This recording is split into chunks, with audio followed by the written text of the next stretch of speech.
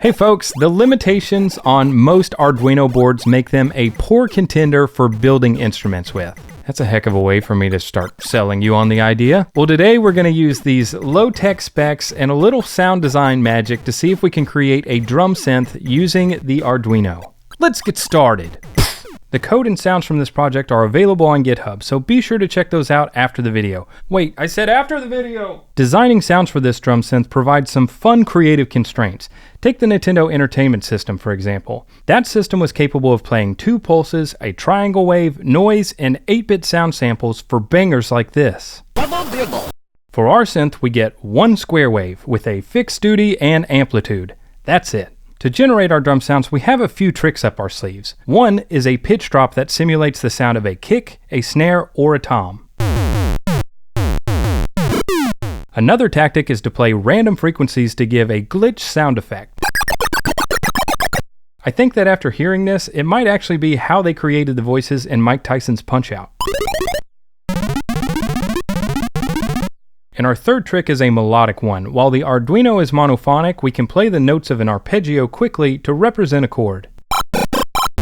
Although we're playing a blast of notes quickly, our ear hears it as a chord. For this project, we'll be using an old school Arduino Uno, but it should run on most Arduino compatible boards that support the tone function or an equivalent. We'll also need a breadboard for making our connections, some buttons, 5 for our drum pads and 1 to change presets, and of course some jumper wires for the Arduino and our breadboard. For the audio, we have a couple of options, a piezo buzzer as a simple speaker or a 1/4-inch cable to run straight into an audio interface. I Frankensteined an old guitar patch cable to make a cable with pins for the breadboard. If we're using a cable, we need to drop the voltage of the input signal, and we can do this by adding a 10K resistor and a 100 microfarad capacitor. The capacitor is optional, but it removes some of the harshness of the sound. And now we can fast forward through putting together the circuit. Rather than building this in an enclosure, we're plonking everything onto a breadboard. First we'll add our buttons and then add some jumper wires connecting the ground wires for each button. Then we connect the other leg of each button to the Arduino using these pins. This is the Arduino IDE. I'm not going to go into how to use that in this video,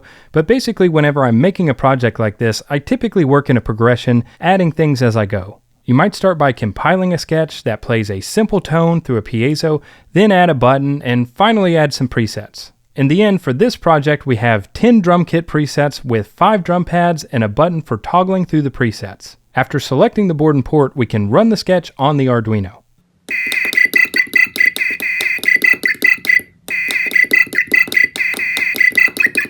Now with everything working properly, we can add our line input to the circuit.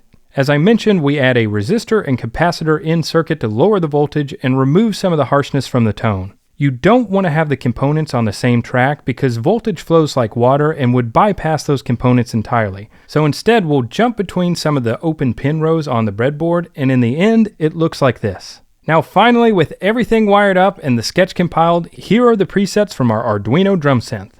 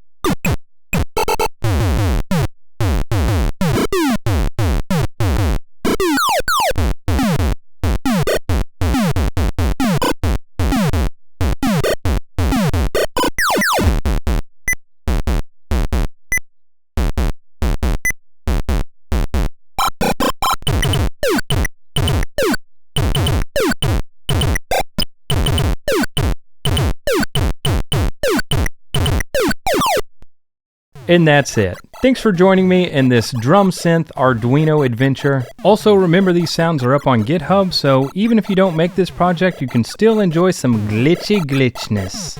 Let me know what you would add to this drum synth next to give it some more flavor, and feed the algorithm. Thanks for watching, be sure to like and subscribe, and I'll see you all next time.